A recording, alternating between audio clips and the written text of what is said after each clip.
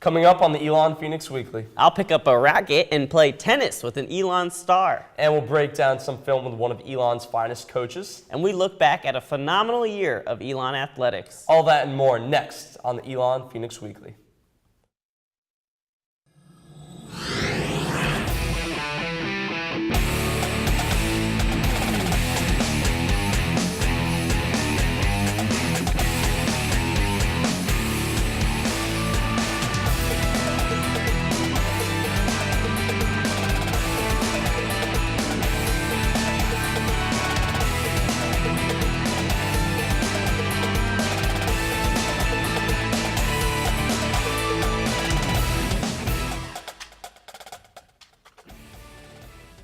Good morning and welcome to the Elon Phoenix Weekly. I'm Alex Stay. And I'm Matt Lee. Thanks for joining us on your ESPN2 local sports break.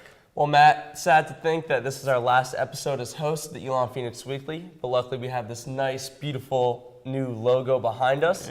I gotta tell you, I'm looking forward to an awesome show today, hearing about the best stories surrounding maroon and gold. Yeah, well, it certainly has been a great year for Elon Athletics, and in our final show of the year, we will highlight our favorite moments, wrap up the rest of the spring season, and look ahead to what we can expect in the fall. Every year, a team uses the offseason to make adjustments to improve for the next season. That is exactly what we saw from Coach Matheny and the men's basketball team as they shifted to a more up-tempo offense, resulting in jumps in scoring, field goals made per game, and efficiency. Our own Rajat Agrawal visited the team to see what exact changes they made going into last season.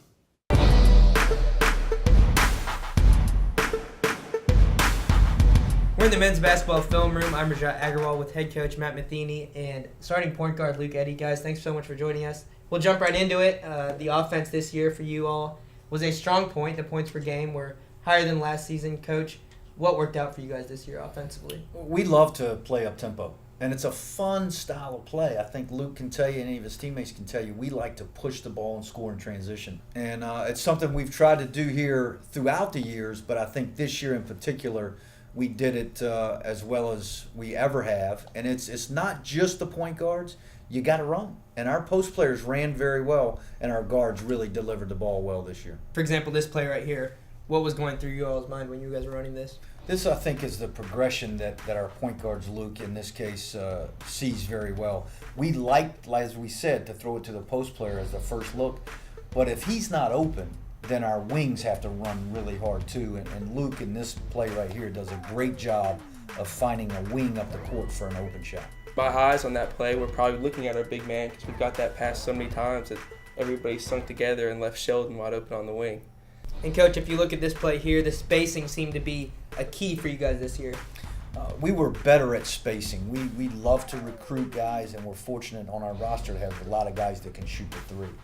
But we also have to attack the rim, and if you see on this play, we attack the rim very well, but we're also spaced in the corner, and Steven finds Tanner for an open shot, all initiated again by the first pass from Luke up the court. Coach, obviously so many prolific three-point shooters on the team. Tanner, one of the best in the country. How does that help you guys open up the paint and force teams to come to the perimeter and maybe open up for a big man inside? Teams were more focused this year maybe than ever before at shutting down our three-point shooters. And so we had to find a way to score in our motion offense, and we took advantage of the fact that people really hugged our shooters and really pressed up on our shooters and get our shooters out past the three-point line to open up the paint for drives, or in this case, what we call a dribble exchange and roll, and Christian finishes it off with a great dunk. Coach, can you talk about the chemistry you have on the team in terms of unselfishness? It seems like every guy, a lot of good scorers, but they don't mind getting the assist. As you watch this clip, you see Tanner make a great cut to the basket. Luke sets a very good screen. Dimitri throws a great pass. And instead of Tanner taking what could have been a good shot, you see him pass it. And then you see our unselfish players pass up good shots until we get a great shot. We throw what we call the next one to the next one to the next one, and we get a great shot and a three-point bucket. Luke, Coach Matheny, thanks so much for the time. That is it from the men's basketball film room.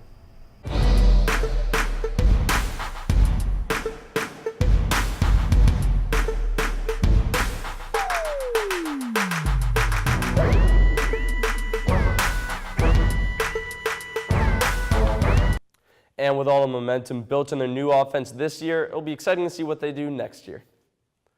Sophomore Camilla Bysonova came all the way from Kazakhstan to play tennis. And when you watch her play, you can see why. She loves the game.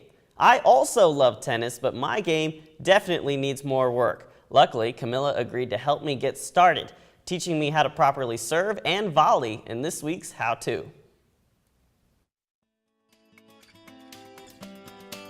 Hey Phoenix fans, Matt Lee alongside Camilla. She's going to be teaching me how to volley and serve today.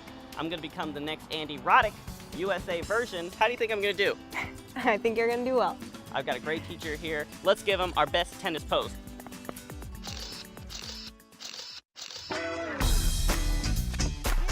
How's that? Yeah, those are good. All right, so Camilla, we're going to start by you showing me how to set up. So how do you want to set up for a serve? All right, so you want to come up to the baseline probably as close as you can without actually stepping on it. And your left foot should be right in front of your right foot. Oh, great. Good. All right, and then so what you do is you get your hands out front to get ready. It's a continental grip. And then you go back, you swing back, and you go into your trophy position. Nice. And then from here, you rock back forward, and then you jump into it. Whoa! How much was that? I wish we had a speedometer. Thermometer. Whoa! Steven! Cameraman, how much was that? 145?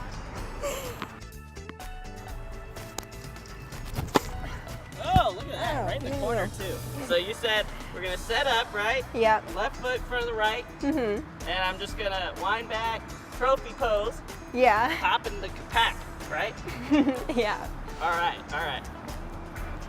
Trophy pose. That almost hit somebody. That was almost out of the park. That was almost out of the park. I need to go back to Kyle Jackson and go back to my baseball game. Continental grip. Like that? Your toss might be a little too short. Too short? Okay, high toss. Oh. Hey, it was in. Hey, Nice. I got it. Sort of. Next step is the volley. Now, Camilla, is there a different type of grip we want to use for this? No, actually, same exact grip. Same grip. Yep. Here's what you do. So, okay, first of all, you have to split step, okay, when the ball's coming. So you split step, and then you have to turn your whole body, right? And then you just step forward. Step forward. Just not that big of a Oh, swing. not that big, okay. Yep, that's it. So we're gonna have our ball girl, Elizabeth's gonna toss her some. Our ball girl, Elizabeth, can't even throw it over the net. Whoa! Elizabeth, you better watch out. All right. Ah! Ah! I feel like I'm just wobbling around. Just a little less of the hop. Oh, I get excited about hopping. All right, let's try it again. Yeah. That's better? Yeah. All right. Woo, I'm learning. Tennis. All right, so now together we are going to volley. And you can't let the ball bounce. This ball's not gonna bounce. I guarantee it. All right, ready? Yeah. All right, Camilla, there we go. Nice. Step, jump, hop. Oh no, I'm sorry, Camilla, I'm sorry. Oh gosh, look, it's sliding. Look, it's in there, catch it. Camilla, how do you think I did today? Did I improve my volley and my serving? I think your volleys were good. Your serves are there. And I'll need to come back tomorrow. But will you be here tomorrow? Can I learn some more? I'll be here every day. Okay, she's here every day. She's got the dedication and the talent. All right, let's give him one last pose for the camera, and then back to you guys in the studio. Ready? I don't know where to look. If you're ever wondering where Camilla is, you can probably find her practicing her game at the Jimmy Powell Tennis Center. I mean, she is always working on improving her game. Thank you, Camilla, for teaching me and for joining me in some stunning poses for the camera. I've already framed them and put them in my living room. We wish you all the best as you finish out the season strong. And for the final time this spring, we have Alex Simon from the Pendulum in the studio talking baseball with us. Alex, what do you got for us? Thanks, guys. Well, if you missed out on a chance to head to Latham Park last week, you sure missed out on quite the offensive display. the Phoenix Bats were alive all week, leading Elon to a 4-1 record and a sweep of CAA rival Hofstra over the weekend. The offense scored 61 runs in its 5 games, with oddly the most runs coming in a single game in its lone loss in the week, a 17-16 defeat at High Point. But the Phoenix enjoyed some home cooking all week, beating UNCG once and Hofstra 3 times at home. And the 3 wins over the Pride gives Elon an 8-game winning streak in the CAA. After an admittedly rough start to the season for the Phoenix, Elon is now in 3rd place in the CAA at 10-7. The Phoenix seem to be hitting its stride just in time for a postseason run. Thanks, Alex. That definitely sounds exciting. And coming up, we'll hear what the sidelines sound like from Coach Matheny's point of view. Stay tuned.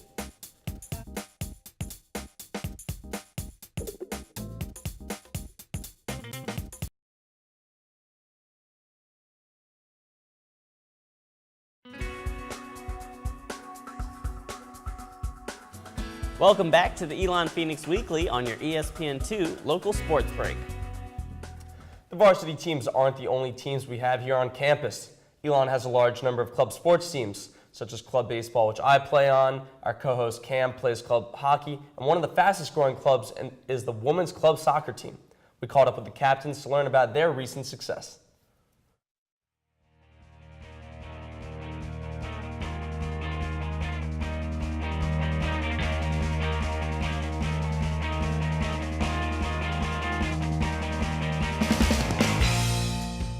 This Elon Club Sports Spotlight highlights the rapid growth of the women's club soccer team. As a freshman, I came in, there was new presidents, new leadership. They had maybe 20 girls on the team before our class came in. So those presidents worked super hard to build up the team dynamic and just make it more enjoyable. And our grade brought in at least 50, 60 girls. The year after that, we had over 120 at tryouts, and this year we've got about 85 active participants. Usually there is a big drop-off coming into spring, and we're sitting there waiting for people to show up, and maybe 1 or 2 girls will come and we'll have to send them home.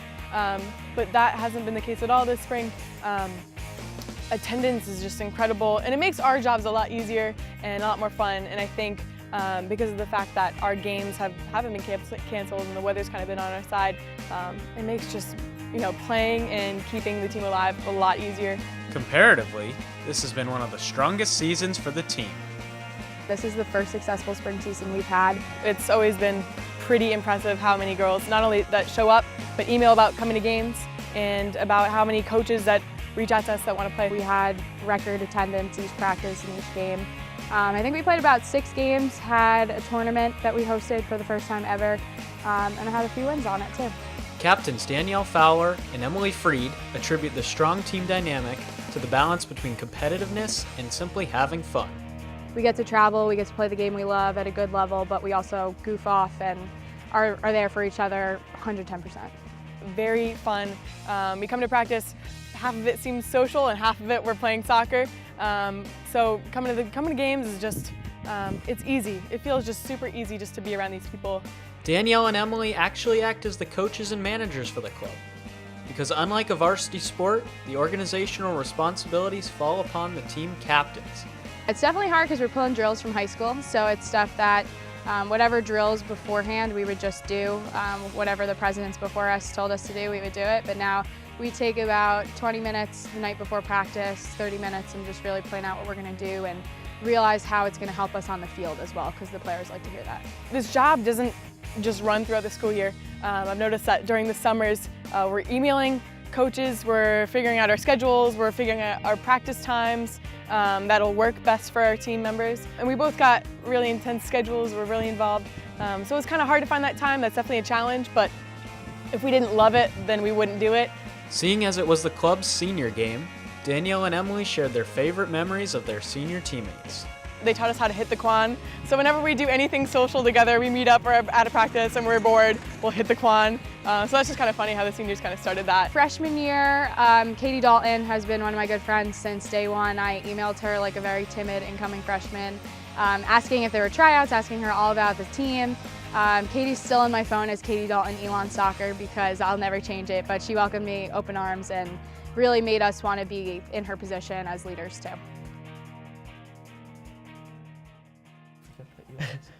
It's easy to forget that Elon has some extremely competitive club sports teams with talented individuals. Let's hope Danielle and Emily carry that momentum and growth into the fall. Yeah, well, tell us about your season. I mean, you mentioned you play club baseball. How's that? It's been a good year. We have our final series this weekend against NC State at NC State, but we've had another pretty solid year, so a lot to look forward to next year as well. Well, best of luck. Watch my Kyle Jackson piece if you need some advice. I already have. Okay, oh, good. Well, right now we have our flawless co-host Cam Saselski in the studio here with our mic'd up piece. Cam? The men's basketball team is known for its loud bench on the sidelines at every game. We got an inside look at this energy after miking up head coach Matt Matheny to see just how rowdy it truly is. Check it out.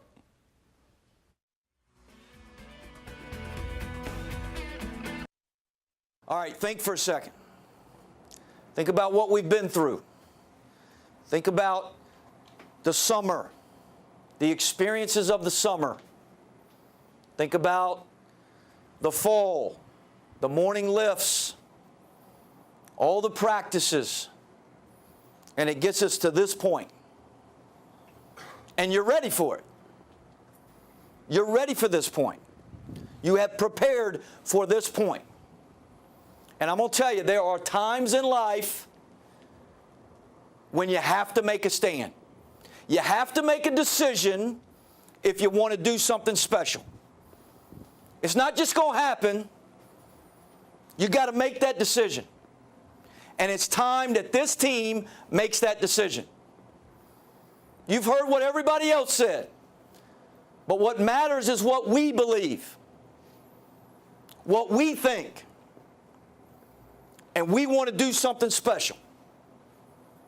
So let's make a stand.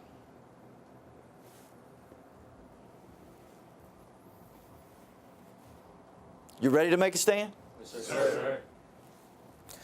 It does not matter who we are playing. It doesn't matter who we're playing.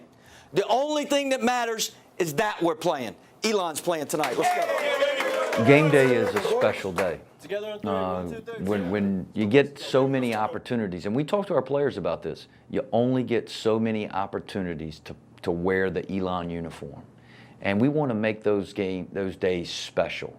So what we try to do is we try to set it up so that they know what a typical game day is like. Yeah. Tanner, Tyler. Foul on the Pacers, number 13, Ryan Emfinger, his first team seconds.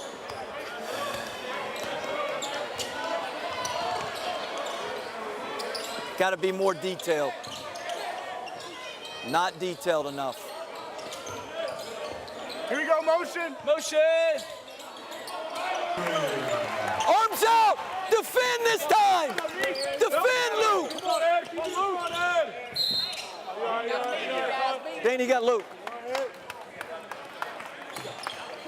Christian got Tyler.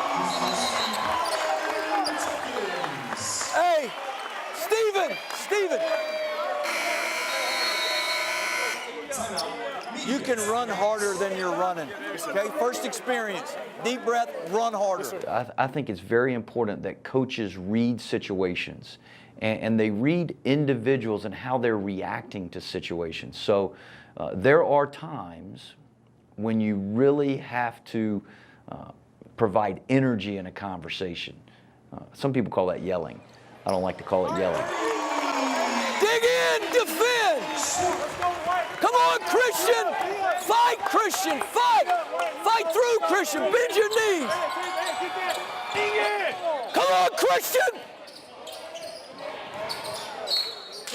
Pass the ball. Swing it. Timeouts, media timeouts. I think coaches can be cheerleaders, just like they can be coaches. And we got a bunch of great guys on our team, and they're really easy to cheer for. But they need that sometimes. Our guys are playing hard. They're very coachable. They're willing to listen. And when they have success, it's fun as coaches to have success with them.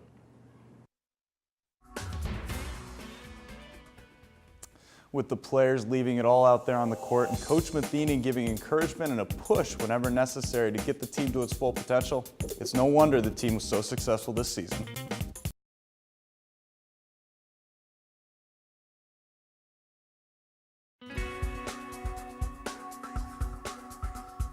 The Elon Phoenix Weekly is made possible by the students of the School of Communications in association with the dedicated coaches, athletes, and staff of Elon Athletics.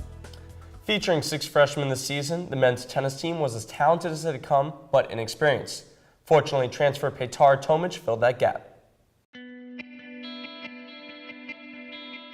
Tennis player Petar Tomic transferred to Elon this fall.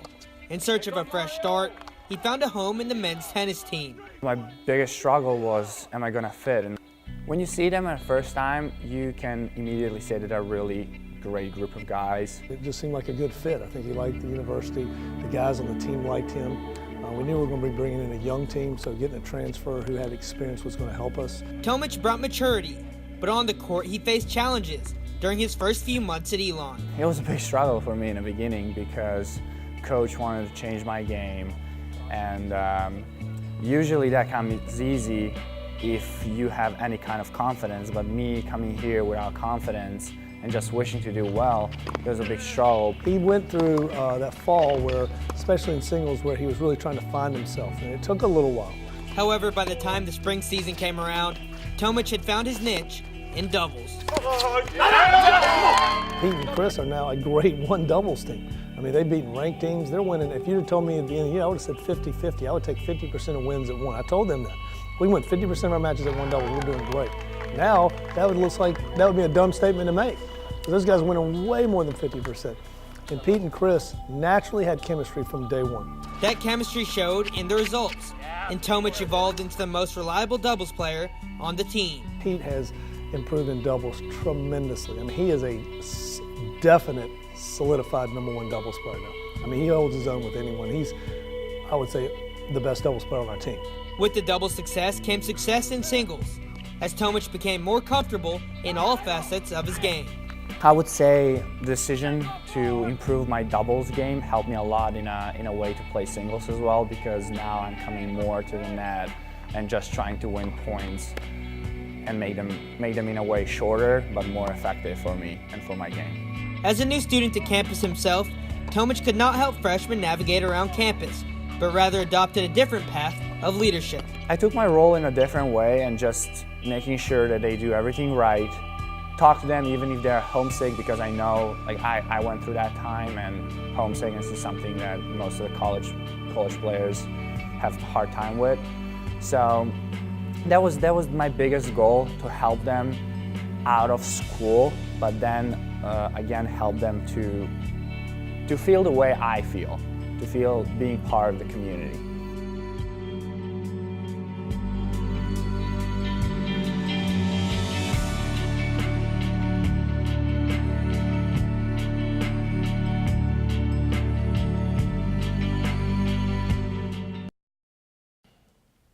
Tomic saw tremendous growth this season and looks forward to leading the team for one more season next year as a senior.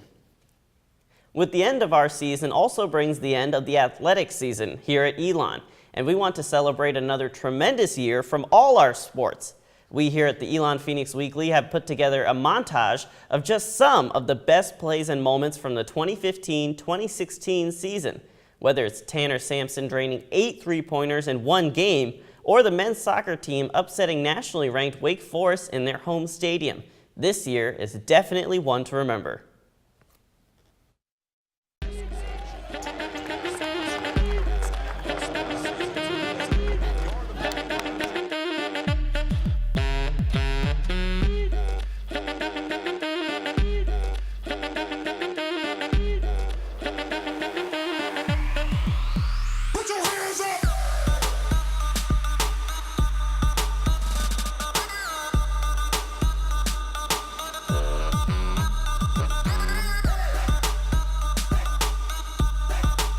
Cameron. That one's driven high, that one's driven deep. Does it have enough room? Yes, it does! Home run for Emily Cameron. Definitely get there. She does. Great touch by Valiatico. Fires it into the top right corner, and it's a goal.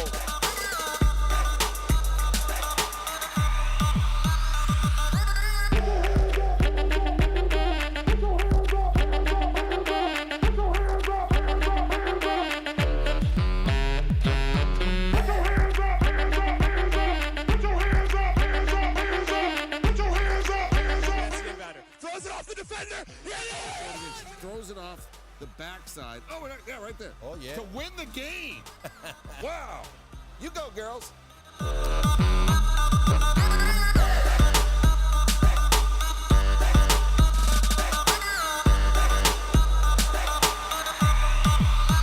your hands up.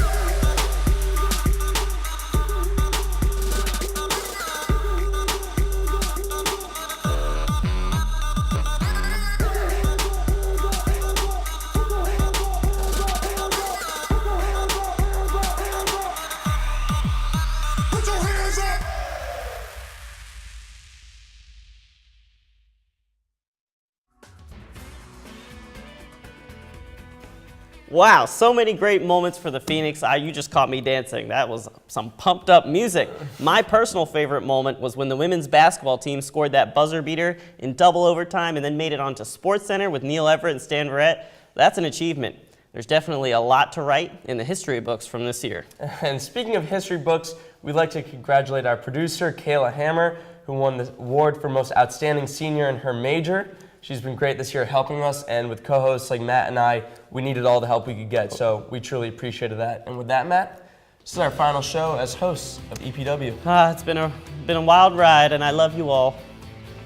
Well, there you have it. If you missed anything and want to watch it again, be sure to check us out on YouTube at youtube.com/Elon Phoenix Weekly. You can also catch us on Time Warner Cable to watch us on demand. Head to elonphoenix.com to learn more about upcoming games and exciting successes for Elon Athletics. Don't forget to tune in next time when we return for another exciting edition of the Elon Phoenix Weekly. On behalf of our producers and crew here at the show, we hope you have a great weekend. It's been an honor serving as your host this year. For the Elon Phoenix Weekly, I'm Alex Day. And I'm Matt Lee. Live the Maroon life and go Phoenix!